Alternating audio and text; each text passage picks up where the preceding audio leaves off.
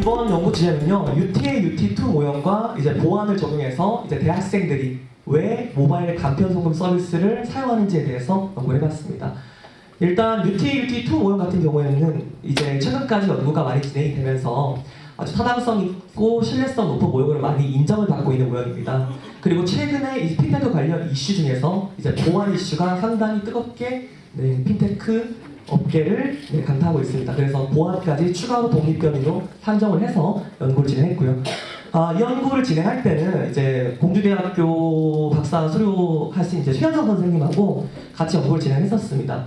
당시에 우리도 이제 4차 산업혁명 시대인데 뭐 관련 연구를 하나 해봐야 되지 않겠냐 이런 가볍게 말하면 시작된 연구고요. 네, 그래서 시작해 보겠습니다. 자, 핀테크란 이제 김석환 선생님께서는 이렇게 말하고 있습니다. 금융과 기술의 합성어, IT 기술 기반의 다양한 금융 서비스와 이를 실현시키는 기술. 기술뿐만 아니고 이 기술을 실현시키기 위한 제반 기술, 클라우드 컴퓨팅 기술이라던가 AI, 빅데이터도 모두 포함된 말입니다. 그리고 금융위원회 같은 경우에는 이제 파이낸스와 테크놀로지의 합성으로 금융과 IT의 융합을 통한 금융 서비스 및 산업의 변화.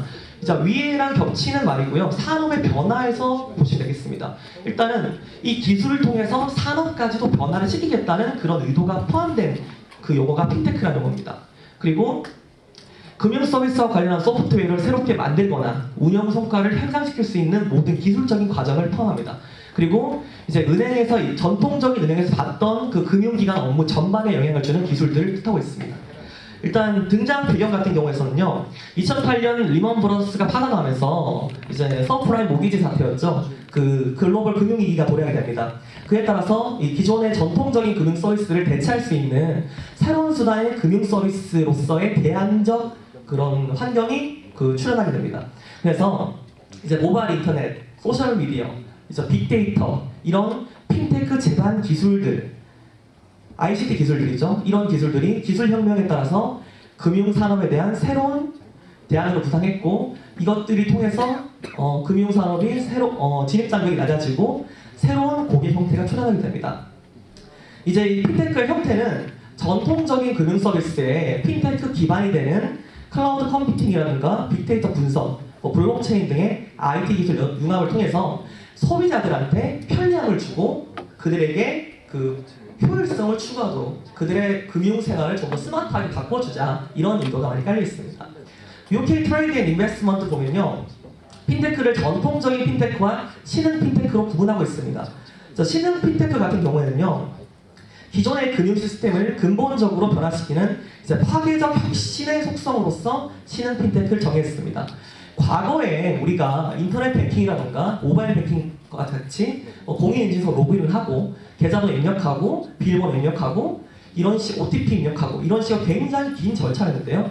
이런 것들이 일종의 파괴적 혁신을 통해서 핀테크라는 파괴적 혁신 수단을 매개로 해서 새로운 금융 형태가 발현을 한 겁니다. 일단 핀테크 서비스 분야를 생각해보면 다들 간단하게 결제 수준까지만 알고 계신 분들 많은데요. 결제뿐만 아니고 송금, 예금 대출, 그리고 자산 관리, 투자 영역까지도 모두 포함된 영역입니다. 대표적으로 삼성페이 있죠. 우리나라 그 결제 대표하는 그 기업이고요. 요즘은 SSG페이인가 그 신세계에서도 이런 페이 서비스를 진행을 하고 있더라고요. 그리고 제가 지금 집중하고 있는 곳은 이 송금 부분입니다.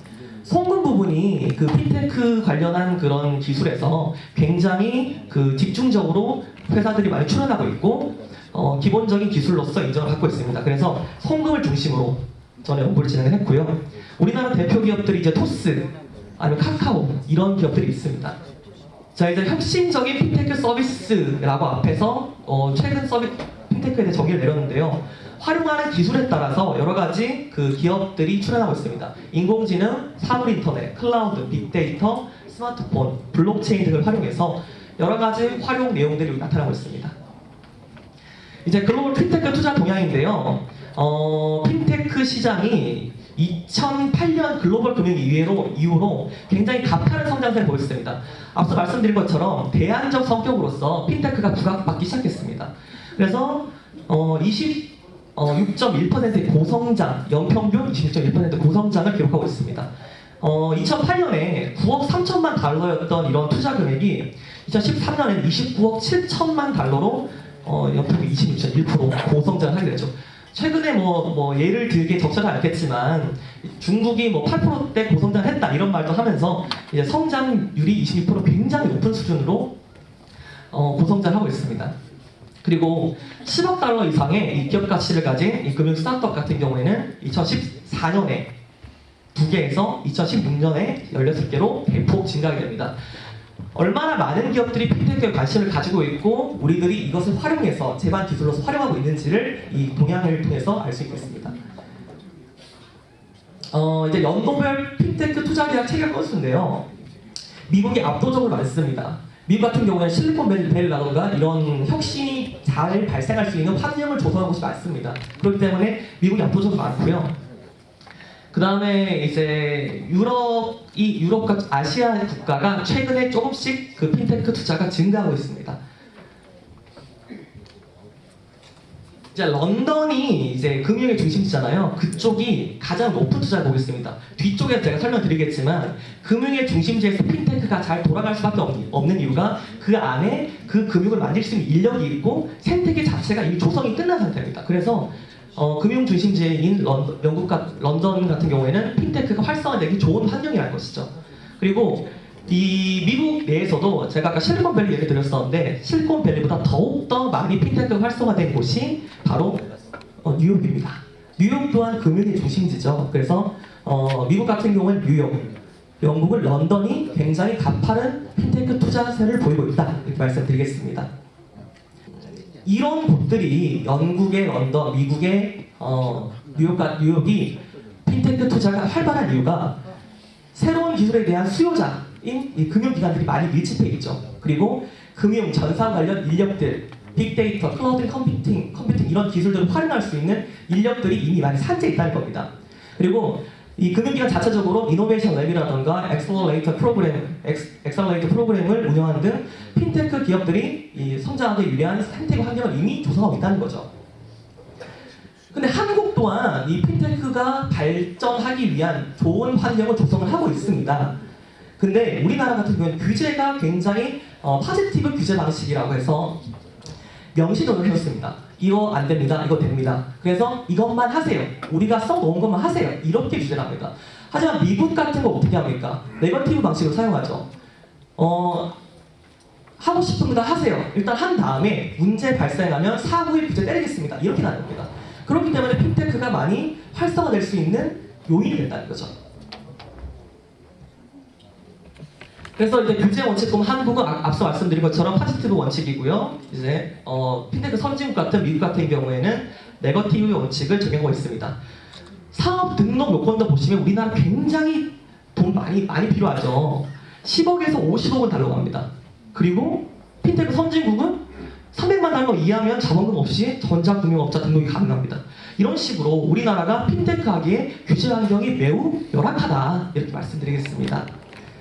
그래서 이제 우리나라에서도 핀테크 활성화시키자, 발전시키자 이렇게 해서 금융위원회에서 핀테크 기본 내용, 육성 기본 내용을 발표하게 됩니다. 그 내용에는 이제 핀테크 산업의 창업, 성장 촉진, 그리고 국민 체감형 핀테크 서비스 본격화, 지속적 발전을 위한 핀테크 인프라 구축 등의 세부 내용들이 담겨 있습니다. 그래서 새로운 금융 환경이 도래가 됐잖아요. 이 핀테크라는 새로운 금융 환경이 도래가 되니까 시장 내에 많은 충돌이 있을 것 같습니다. 그래서 ICT 대기업이라던가 기존 금융회사, 이 핀테크 스타트업 이 세 곳이 주로 이 핀테크 기술을 활용해서 이런 송금이라던가 아니면 개인 재무 컨설팅이라던가 이런 것들을 제공을 하는 업체들입니다. 그래서 기술이 점점 발전을 함에 따라서 이 진입 장벽이 굉장히 낮아졌습니다. 금융 서비스로 들어갈 수 있는 진입 장벽이 낮아졌습니다. 그래서 기존의 금융기관과 이 IT 기업 간의 이 경쟁이 점차 심화되고 있습니다. 그리고 뭐 구글이라던가 알리바바 같은 이런 IT 기업들은 금융시장으로의 진입도 노리고 있고요. 그리고 신생 벤처기업 같은 경우는 새로운 기술, 그들의 유연성, 신생 벤처기업이라는 그런 기업적 특성의 유연성을 활용해서 기술을 빠르게 흡수하고 그들만의 독창적인 기술을 만들어내면서 핀테크 시장에 그런 도전장을 내밀고 있다는 거죠. 그리고 이제 이게 구도입니다. 이 세 가지 곳에서 과연 얘들이 협력을 할지 아니면 서로 경쟁을 할지 이런 관점에서 새롭게 이들의 권력이 재편되고 새로운 서비스가 만들어지게 됩니다.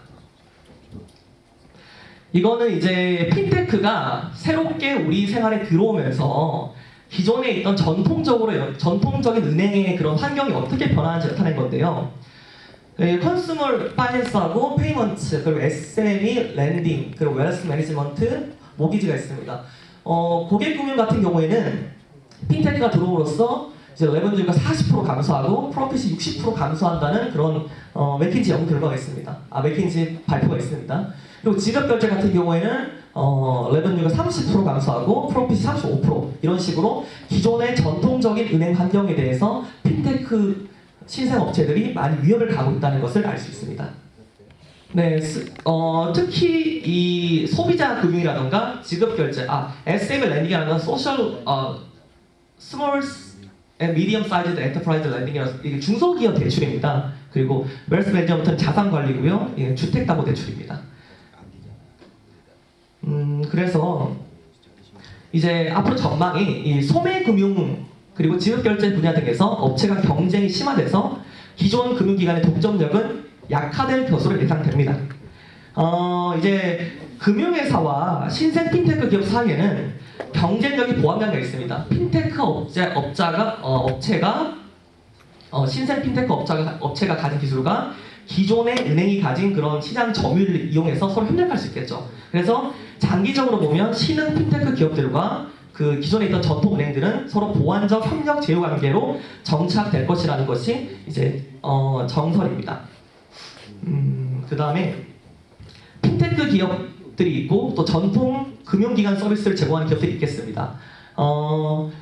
전통 금융기관들은 여기 보시면 세큐리티 부분이나 프로드 프로텍션, 그러니까 보안과 사기 방지 기술, 그리고 퀄리티 오브 서비스의 품질 자체에서 많은 경쟁 우위를 이미 가지고 있죠. 그리고 신흥 핀테크 기업 같은 경우에는 이제 better valuable money라든가 컨비니언스나 유저 익스피리언스, 사용자 경험 같은 이런 쪽에서 많은 경험을 경쟁 요소를 가지고 있다는 겁니다. 그래서 이 핀테크 기업들은 사용자 경험이라든가 편리성, 이 투명성 측면에서 이 기존 전통 금융사들보다 효과적인 서비스를 제공하고 있고요. 하지만 이 핀테크 기업은 대형 금융사들에 비해서 이 고객 점유율이라든가 이런 게 많이 약합니다. 그래서 자금 조달력 측면에서 경쟁력이 매우 떨어집니다. 그리고 스타트업 특성상 특정 기술에 기반하고 있는 경우가 많아서 대형 금융기관의 협력업체로 갈 수가 없죠. 그리고 기존 금융기업은 보안이라던가 사기 방지 시스템 등의 측면에서 핀테크 기업보다 우월합니다. 이렇게 서로의 경쟁 요소를 융합해서 협력적인 관계가 실제로 나타나고 있습니다. 전통 금융회사들한테 물었습니다. 당신들은 현재 핀테크 생태계에 살아남기 위해서 어떻게 혁신을 합니까? 첫 번째 여기 핀테크 업체들과 파트너십을 맺거나 콜라보레이션 한다고 나와 있습니다. 그리고 자체적으로 역량을 개발한다는 것도 많았고요. 그리고 에퀴지션, 기업 인수합병을 통해서 획득하기도 하고요. 네, 이런 식으로 서로 협력 관계가 서로 구축되어 있습니다. 네, 제가 주장하고 싶은 이 부분입니다. 이렇게 핀테크 환경이 조성되고 있고 우리나라 기업들이 많이 진출하고 있는데 그 중에 특히 이 모바일 송금 서비스 그리고 저신용 대출 부분에서 이 기존 금융사 핀테크 기업과 협력이 강화되는 추세를 보이고 있다는 겁니다. 그래서 핀테크 파생효과 보면요, 생산 쪽에 효과가 있고요, 고용 쪽 효과가 있고 소비자 후생 쪽 효과가 있고 우리 사회 전반에 대한 효과가 있습니다. 저는 특히 이 소비자 후생 분야에 집중을 해서 연구를 진행했습니다. 결국에 이 핀테크 산업이 활성화되면 수혜를 입는 것은 우리 소비자들입니다. 미시경제 이론에서 과점시장의 경우 저는 현재 핀테크 시장이 과점시장으로 보거든요. 여러 가지 한 세 가지 정도 있다. 예를 들면 세 가지 기업이 있다. 예를 들면 과점시장이 굉장히 치열한 혁신 경쟁이 일어납니다. 그렇기 때문에 그들 간의 경쟁을 통해서 가격이 떨어지게 되고 가격이 떨어지게 되면 이제 점점 소비자 인구가 증가하게 되고 그래서 결국에는 소비자가 만족하게 되고 사회적 후생 손실이 줄어드는 그런 결과를 나타나게 되죠. 그래서 이제 핀테크가 부상하면서 기존의 금융 주도권을 가지고 있던 전통은행에서 소비자로 이동됩니다. 주도권이. 그런 다음 이 간편 송금 및 대출, 개인 인증 결제, 소액 자산 관리 서비스를 중심으로 기업 금융보다 소매 금융을 중심으로 핀테크 서비스가 확산될 가능성이 매우 높습니다. 그렇기 때문에 제가 이 간편송금 서비스에 집중해서 연구를 진행을 한 것이고요. 대표적으로 이제 K뱅크, 카카오뱅크가 있죠. 이들이 비금융사입니다. 그런데 이들이 핀테크 업계에 진출을 해서 보다 편리한 모바일 서비스, 그리고 낮은 대출 이자율, 높은 예금 금리 등을 통해서 실질적으로 소비자 후생을 증가시키고 있습니다. 그래서 이런 핀테크 발달은 소비자 비용의 증가로 이어질 것이고요. 본 연구 같은 경우에는 추후 금융시장이 핀테크 시장으로 재편됨에 따라서 기술과 함께 공급자 중심에서 소비자 중심으로 된 현 환경에서 결국 소비자를 만족시키는 기업만이 살아남을 수 있다. 그렇기 때문에 소비자들과 기업 간의 긴밀한 파트너십이 있어야지만 이 핀테크 기업들이 살아남을 수 있다라는 게 제 주장입니다. UT 모형 같은 경우에는 이제 짧게 한마디로 설명드리면 신기술을 수용하는 그런 이유에 대해서 왜 얘들이 신기술을 수용하냐 이것에 대해서 굉장히 설명이 높은 모형으로 인정받고 있습니다. 그리고 연구 설문 수집 채널은 오프라인, 온라인 동시 진행했고요. 조작 지정이 그러면 이제 독립변인만 그냥 읊고 그냥 성과 기대, 노력 기대, 사회적 영향, 촉진 조건, 가격 가치, 쾌락적 동기, 보안 독립변인으로 산정을 했고요. 정석변인이 이제 모바일 간편송금 서비스 수요 모드로 했습니다. 연구 가설은 앞에 독립변인 그대로 나열한 거 똑같고요. 연구 모형입니다. 마찬가지로 똑같고요. 포번의 인구 통계학적 특성은 넘어가겠습니다. 그리고 독립변인 요인 분석 통해서 요인을 각각 구분을 잘 했고요. 종속 변수도 요인 분석해서 퍼센트 누적 81% 나와서 60% 이상으로 문제가 없는 거 나타났고요. 상관관계 통해서 수요 의도하고 독립 변수 영향관계 검증해 보니까 0.8 이상의 이런 높은 상관관계 없었기 때문에 충분히 연구를 진행해 볼 만한 근거가 됩니다. 그리고 성과 기대 통계적으로 매우 유의한 수준에서 영향을 미쳤고요. 노력 기대 통계적으로 매우 유의한 수준에 영향을 미쳤습니다. 사회적 영향, 촉진 조건, 가격 효용성, 쾌락적 동기, 보안 마찬가지로 통계적으로 매우 유의한 수준에서 영향을 미쳤습니다. 일단 모형에 한 가지 설명드릴 게 있는데 성별, 전공, 학력, 거주지, 송금 경험은 1차적으로 통제를 하고 나서 검증을 했습니다. 왜냐하면 송금 경험 같은 경우에는 굉장히 이들이 지속적으로 사용하는 의도에 영향을 미칠 가능성이 크기 때문이죠. 그래서 이제 가설이 모두 채택이 됐고요. 제가 주장하고 싶은 내용은 이겁니다. 핀테크를 중심으로 이제 기존의 금융 질서가 공급자 중심에서 소비자 중심으로 바뀌고 있습니다. 그렇기 때문에 기업은 긴밀하게 소비자와 연결돼서 그들과의 파트너십을 구축해야 된다. 그래서 핀테크 산업을 활성화시키면 그것이 바로 소비자의 효용을 증가시키는 방법이다 라고 하고 제가 논문을 마무리를 하도록 하겠습니다. 네, 고맙습니다. 연구의 완성도를 위해서 한 2가지 정도만 코멘트 하겠습니다. 본 연구의 과제가 왜 소비자가 핀테크와 융합된 각종 서비스를 이용하는지에 대한 질문이죠. 그런데 그 질문에 대해서 연구를 진행하시면서 그 의문점이 해소되었는지, 만약에 해소가 되었다면 결론 부분에서 소비자와 관련된 경영 전략 수립을 본 연구 결과와 연계해서 진행한다면 기업 경영 효율화를 도모하고 소비자 효용 증진에 기여할 것이라고 간략히 서술하고 있는데, 그 질문 해결됐다면 이 부분을 조금 더 구체적인 방안까지 제시해 주시면 좋겠습니다. 두 번째는요, 본 연구가 선행 연구를 참고로 해가지고 가격 효용과 쾌락적 동기를 추가하고 있는데, 가격 효용과 쾌락적 동기를 추가한 이유를 논문상에서 좀 더 설득력 있게 제시해 주시면 좋겠습니다. 그래서 기존 모형에서 사용하고 있어서 그냥 내 연구에서도 사용하고 있는 건지, 아니면 내 연구의 타당성을 높이기 위해서 정말 필요해서 사용한 것인지, 이 점은 연구자 자신의 확신이 중요한데 쭉 읽어보면 좀 약간 그런 확신이 나타나지가 않는 것 같습니다. 그래서 정말 선택한 변수들이 내가 품고 있는 문제들에 대해서 해결책을 줄 수 있는 변수인지 아닌지라는 것 다시 한번 생각해 보시면 좋을 것 같습니다. 네, 이상입니다.